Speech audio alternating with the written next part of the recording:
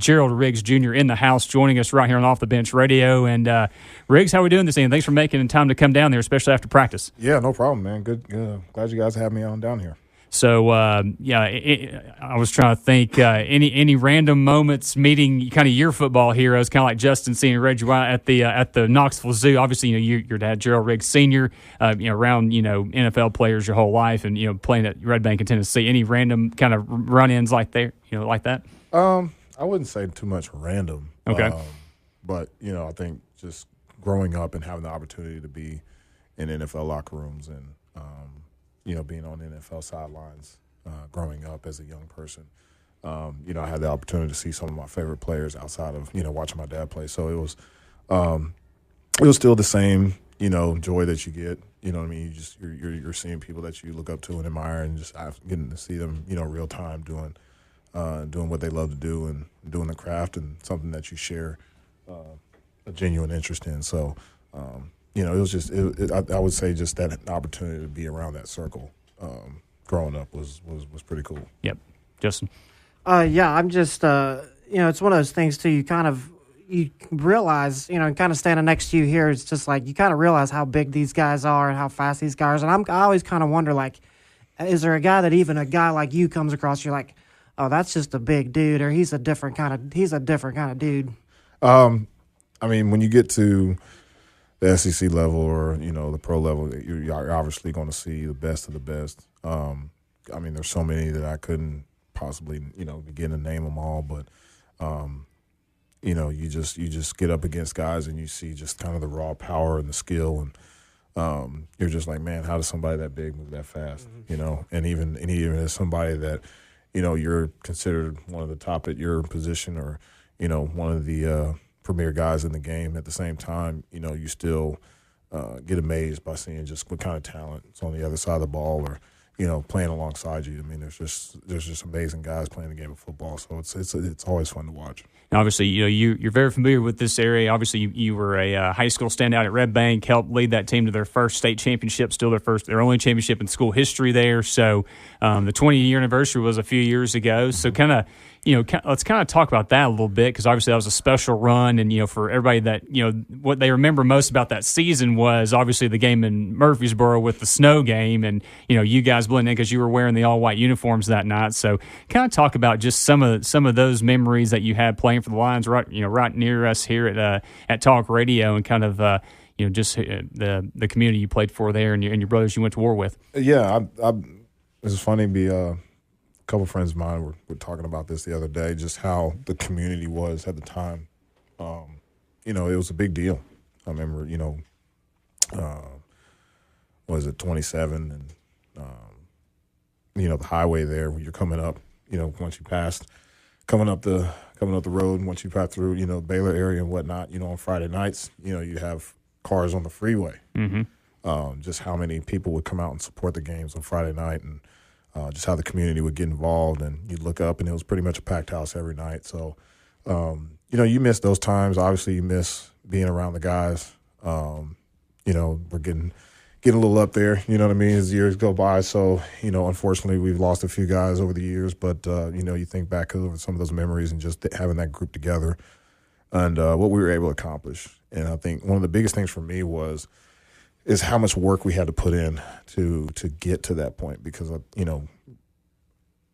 Red Bank having been a program that everybody kind of looked up to and kind of set the bar for a while, and for us to only have one state championship, I think is pretty unique, you know what I mean, in terms of just how much success the Red Bank program has had over the years. But just knowing, we were all in that same group. I was a freshman behind all those sophomores, right? That was, usually with Coach Weather's teams, freshmen didn't play, right? So I was the lone freshman that got to play, that was with that sophomore class that had to go through, a 8-2 year, losing in the first round, and then the next year going 5-5 and losing in the first round, and then turning around and winning 22 straight over the next year and a half. So just that whole process of going through that and understanding how hard you had to work, and the learning lessons that I got from that, and that I take even now, that I took even as a player going on, forward, and now as a coach. So a lot of those things, they were special. They had a lot of meaning. Was there a team when you played at Red Bank that you kind of got up for more than the rest? Because everybody has their certain rival, depending on if it's a school rival or somebody that you just didn't like playing on the other side of the football with. You had to have that one team that kind of juiced you up before you hit the field. I guess it was really hard to say because I think for me personally, I know when I first moved here from Atlanta as a freshman, I didn't really know anybody, so I didn't really have any rivals. I think, my thing was I just want to go out and win. You just want to win every game. Yeah, I just wanted to win every game. So I didn't really have many built up rivalries or anything like that. I guess, and then the next year, that sophomore year, we had lost, we went 5-5. So every team we lost to was pretty much like circle on my calendar. Like, okay, hey, look, we're going to get revenge. Revenge tour. Yeah, it's pretty much a revenge tour. So, but I mean, of course, you had some really good teams back then. You had, Ottawa had a couple good teams. Bradley Central had a couple good teams. Cleveland, they had a couple good teams, which is funny now that I'm there. I get the, I remember when you were on the other side stories all the time. So, that's always fun. But I think, I think at the time there was a little bit more parity in terms of the level of, teams that we had. Not to say that the teams aren't good now. There's a lot of good teams now. Teams that are on the rise, that are, their programs are doing pretty well, and are headed in the right direction. But I think at that point in time, some of those teams had really, including us, Ottawa, Bradley Central, Cleveland, we were all kind of at that peak. Even Hickson, at that time, with the Bullocks twins, they were kind of at their peak of what they were as a program. So, you had to show up and play. And, for us, we were able to go out there and handle business. So it was always pretty special knowing that we were able to get it done in that fashion. I think you still run by some of those defenses, Justin Sims, for sure. Oh, yeah, absolutely. I'm sure. I wonder when we talk about those rivalry games, if it's almost like it's a negative on a team to put one team on a pedestal. It's kind of the approach of like we're going to approach every game the same. Just if it's Alabama, kind of like Kentucky versus Tennessee or Florida versus Tennessee, where it's like these teams on paper might be better, but then you kind of like you put such pressure on this rivalry game, and then you choke essentially. Yeah, I don't think there's any stock in doing that really. I've never really. I mean, of course you're naturally as a human being, you're naturally going to have teams that you're going to, say, hey, look, I want to. I want to play better in those games, right? And I want to really go out and have a good game. We want to go out and dominate that game and win for bragging rights and all those different things.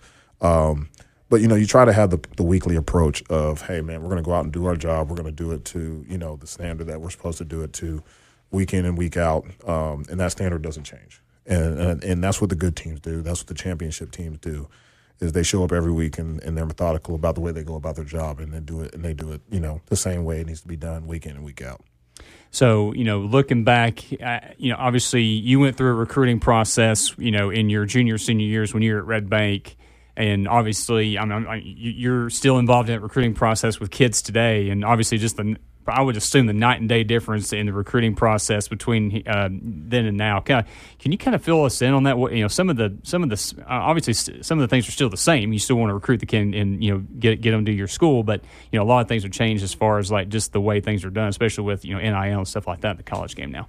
Yeah, so it is a lot different. I mean, there's so much more. And I'm not going to necessarily say good stuff, but there's a lot of things that go into the recruiting game now that just weren't really prevalent back when I was, going through it. It was more or less, back then, like, yeah, you had to make a name for yourself, and it was more or less about what you did on Friday night, right? And it still is that way. I think a lot of people are misled about the recruiting process right now. They think that, these 7-on-7 events and all these different things are what's going to really help them get recruited, and that's really not the case. I mean, I could sit here and try to go around beat around the bush about it, but the truth of the matter is that's not really the case. What it really boils down to is your relationships with coaches. So when you're obviously you've got to do well on the field, you got to have film that they can watch and say, okay, hey, this is somebody that we may take an interest in, and if they take an interest in you early in the process, your freshman, sophomore year, then they'll watch you as time goes along, and hopefully you're doing the things that you need to do to improve as a player, game by game and year by year. But, understanding that, hey, you got to create those relationships with those coaches, go to those camps, the actual college camps, meet with those coaches, talk to them, get them to know who you are. Obviously, like I said, play well on Friday night so they have something to look at. And then obviously during your off season and time for you to improve your training and doing all the things you need to do to get better as a player. So those things, at its core really hasn't changed over the years. It just looks different because now, there's more fanfare. There's obviously every recruiting service in the country that's got, that seems like, hey, we've got the diamond in the rough guy, or we found this, guy, or everybody wants to claim they found some, So you have all of that sort of stuff now, which is really new. But at the same time, it's still, the same thing at its core. You got to show up on Friday night. You got to create relationships with coaches, and obviously, make a good decision depending on what you have in front of you. I've got a list of stuff. We always do the show prep, and of course, being a VFL myself, it's all painful Vol memories here and stuff like that. That one of my all-time least favorite games was the Auburn SEC championship game, and I've never rewatched it, but I 100% promise you we got robbed in that game. Changed the whole trajectory of the program, but I digress. I'm just talking to Gerald a little bit in between breaks about the NIL and things, and obviously we need to touch on the Beast University that you're doing.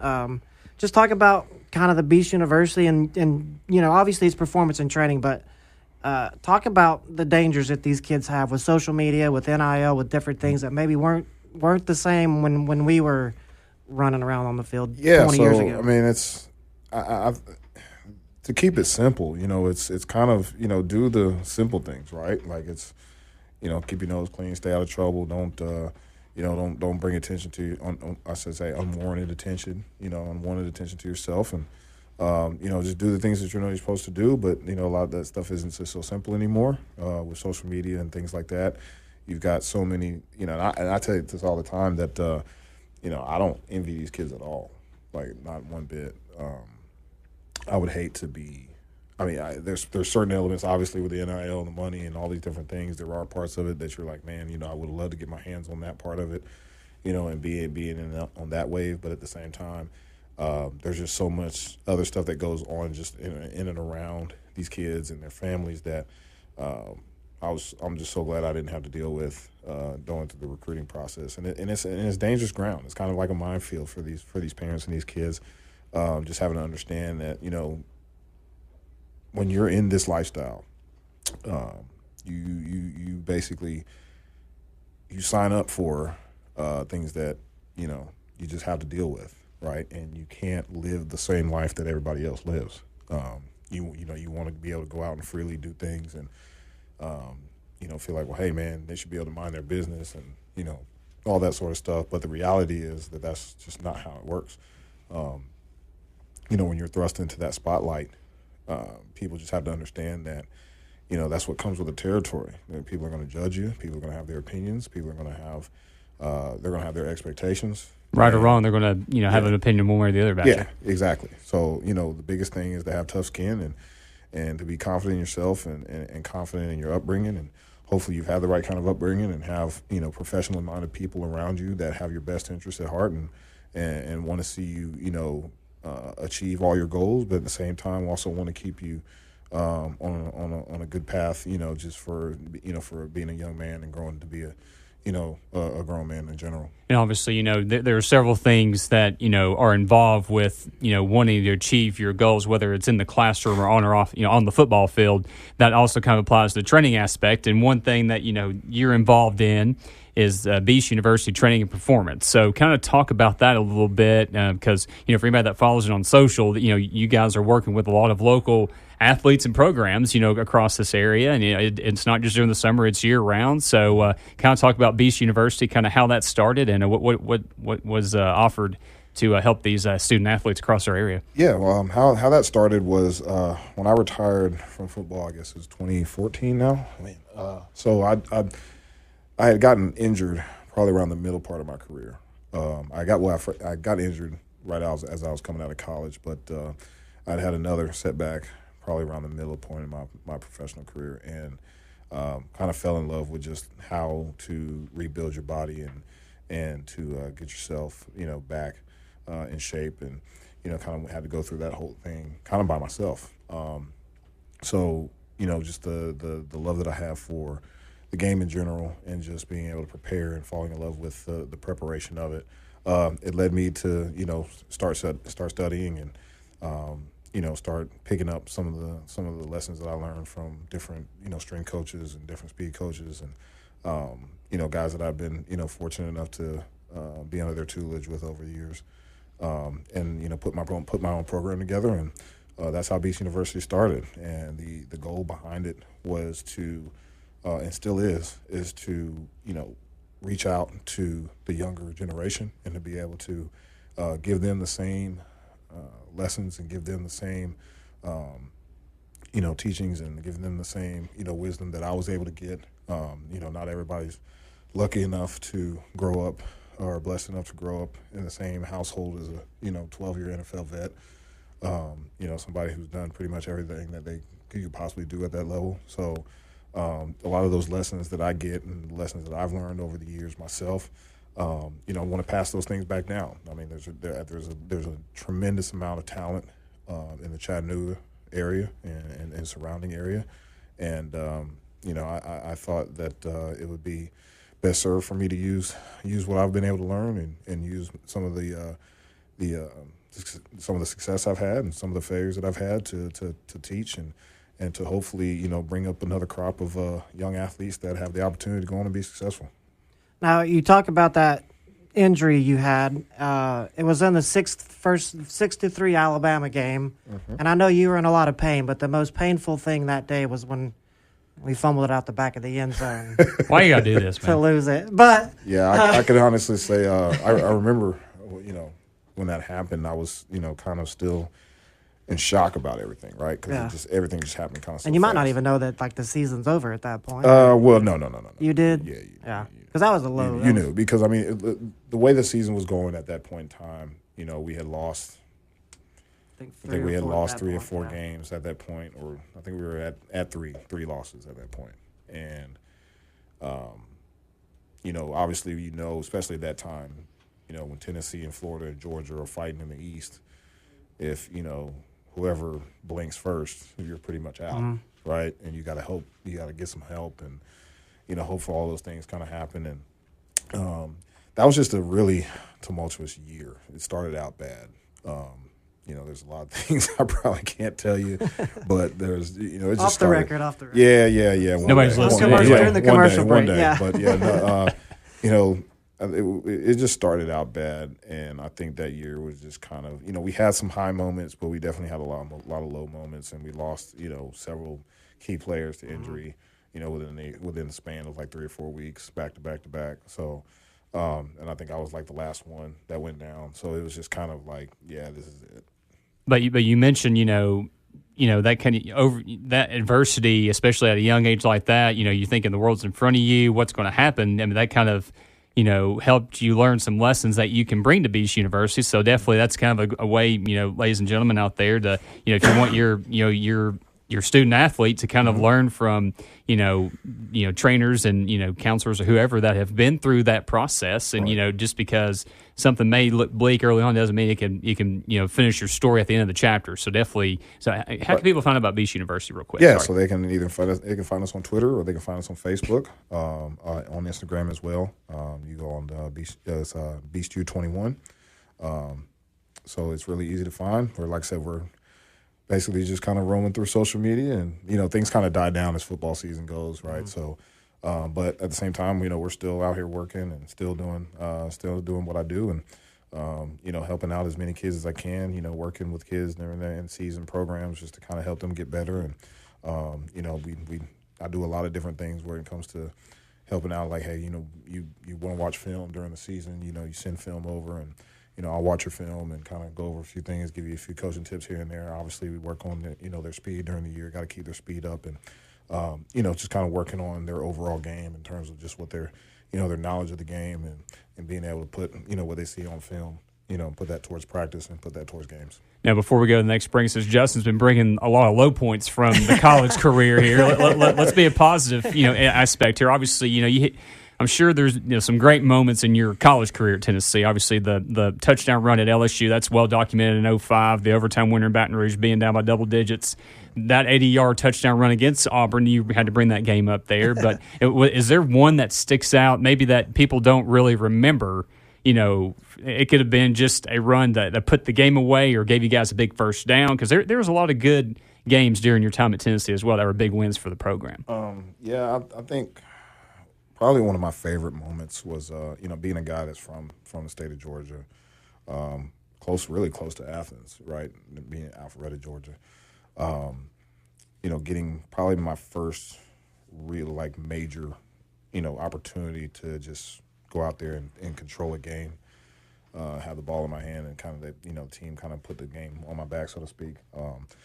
Was that same year, 2004 against Georgia. I think Georgia was ranked third, and they were just coming off beating, defending national champion LSU, and I think we were ranked like maybe 11th or 5th, something like that. I think. Yeah, I can't remember. We were double digit, and of course nobody thought we were going to win that game. It was at Athens, and I went down there and had a really good game.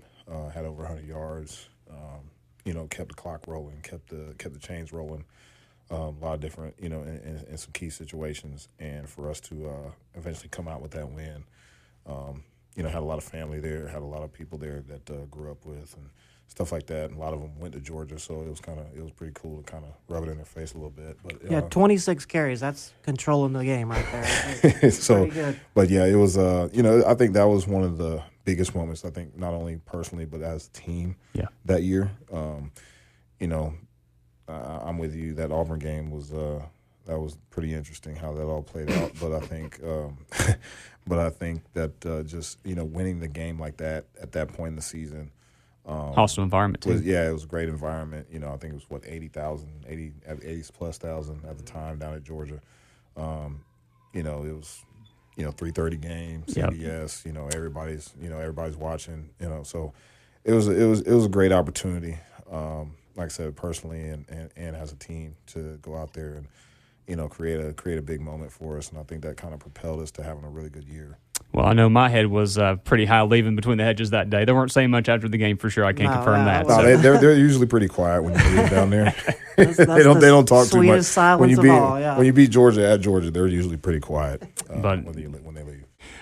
Gerald, let's go and dive back into the conversation with you. And you've obviously your playing days at Red Bank and Tennessee. You've gotten into the coaching game, and we were talking before the show. You kind of locally you've been at Notre Dame and North Jackson with a coach, Coach Chandler Tygart, who's now the head coach at Cleveland. Mm-hmm. So first of all, how can you put up with that guy?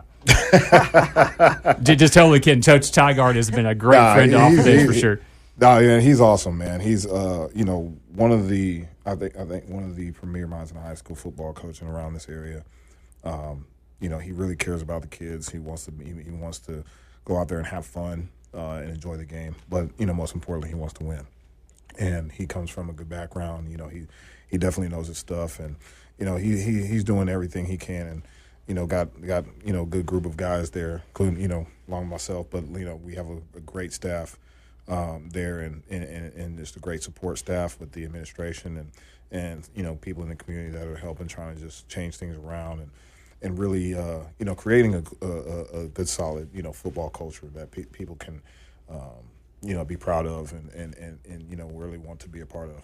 Yeah, I mean the moniker for that team, beginning last year, the fastest show on turf, and for people that think that, they think the passing game for some reason, but the running game is a big part of any offense on any level of football. Kind of talk about just the integration of the running game, because obviously you're running backs coach for the Blue Raiders. Kind of talk about just kind of that fitting into the fastest show on turf in that offense. Well, in the way that we run offense, not to give away too much of our stuff, right? But at the same time, it's very simple in how it is. It's more simple to run than it is to defend. About execution, right? Right. Okay. And so for us, it's more about spacing. It's about just putting the ball in the right place, taking advantage of what the defense gives you, So we do a really good job of trying to, like I said, just spread the ball out and put our guys in the best position to be successful. And we've got some really talented kids, man, that are chomping at the bit to get an opportunity to go out and show what they can do.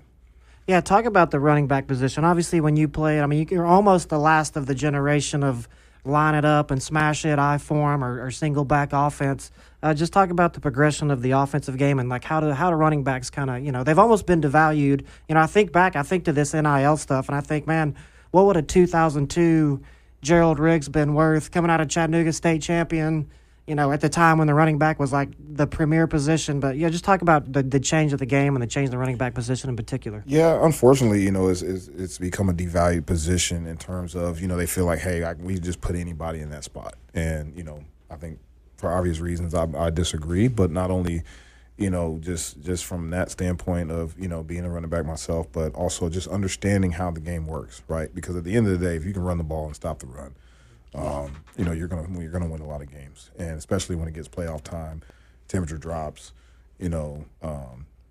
Guys are tired, right? Like when you're getting into the playoffs, you're talking about 11, 12, 13, 14, 15 games, right? So being able to be physical up front, control the line of scrimmage, being able to go out and get those tough yards late in games, and to be able to lay on people is a big thing. Now, from the running back position itself, just being able to be multiple as a running back, right? It used to be where, you wanted to have a guy that you could hand the ball off to 20, 30 times. And, hey, if you still got that guy, then, that's what's going to happen, right? But for the sake of, health throughout the season, and obviously being able, especially when you have guys that, multiple guys in the group that are capable of being good players, but they just have different elements to their game, being able to use all of those different elements that we have. And, we might have a guy he's better running between the tackles. We have a guy who's better at getting the ball on the perimeter. We have a guy who's,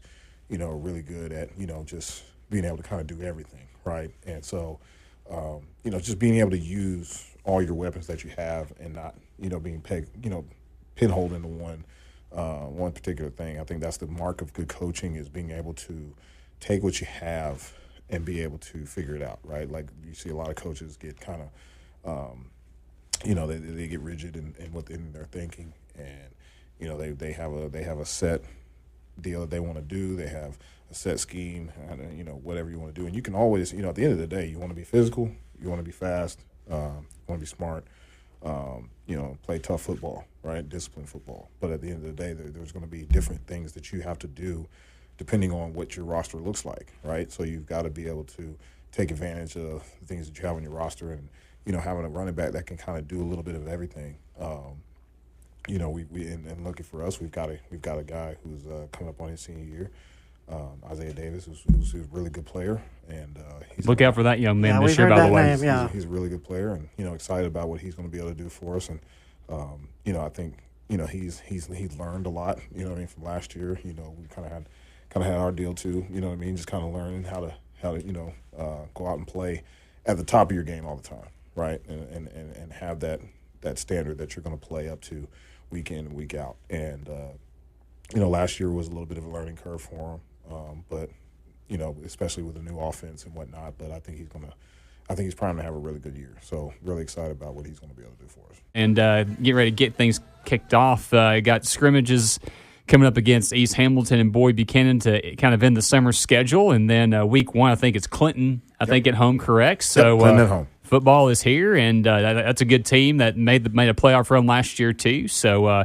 definitely a good way to kind of get things going before region play gets cranked up. And it's hard to believe it's here. I know you're excited about it. Oh yeah, I'm definitely excited about it, man. Like I said, we're doing some new things at Cleveland, man, and that makes everything really exciting. We've got a lot of special stuff planned, and we put in the lights, man. So we're gonna do some different things with the light show this year.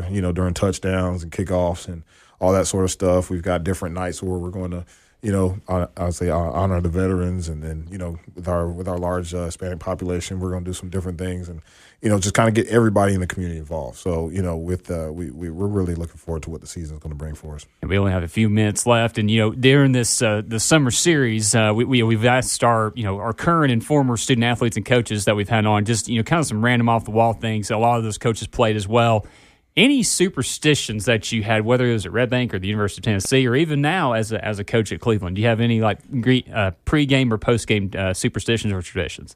Usually during the football season, I eat the same things on the same day. Okay.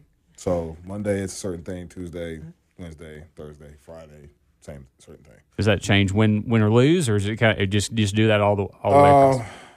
If it's multiple losses back to back, then we change. There you go. But if it's one loss doesn't necessarily change anything. But hey, if it's multiple losses, then we say, all right, hey man, we need to go back to the drawing board here. But usually that hasn't happened. So I've been pretty good about my choices. Very good. And you probably played with some guys that they didn't wash their jocks or had awful stuff. Yeah. I mean, you had guys that didn't wash their shirts. I mean, you had one guy who didn't wash his shirt and it literally stood up on its own. So it was. There's a lot of different weird things that you run into. Guys have a lot of weird superstitions. Most of them you try to, as long as they're healthy superstitions, right? Like you just got to stay away from the crazy stuff. But it's all in fun, man. That's the great thing about the game of football, man. You get to experience a lot of things and meet a lot of cool people. Favorite environment you played in, whether high school, college, or coached in? Ooh, you can't say Neyland. I mean, that's the obvious. No, I mean, Neyland's obviously up there at the top. Or Red Bank Community Stadium. Maybe this playing in the CFL for a couple of years. People forget about that too. Yeah, people, being in the Rogers Dome.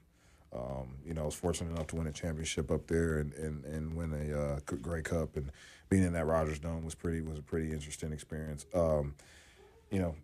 I hate to bring it up because everybody always brings it up, it's it has a lot of reasons why it's my favorite, but probably playing that LSU game at night. LSU's in a special place. It really was a special place to me because that's where I was really going to go to school.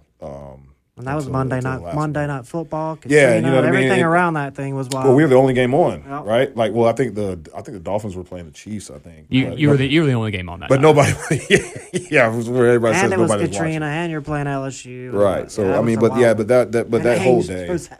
Yeah, that whole day was just it was a unique experience leading up to the game. Obviously, having to move the game, a couple times from Saturday to Sunday, then from Sunday to Monday. But then getting there and then seeing how the fans were reacting and how everything was going. It was just a unique experience, and obviously we came out on the positive end of it. So holds a lot of memories. Well, man, we can't thank you enough for coming down here, especially like we mentioned before. Right after practice, you came down here and joined us. So we appreciate you making the time to come down here and talk to us on Off the Bench Radio. I'm sure we'll see you at some point during the season. And good luck to you and the Blue Raiders, man. Thanks, man. Appreciate it. Thanks so much. Thanks for having me on.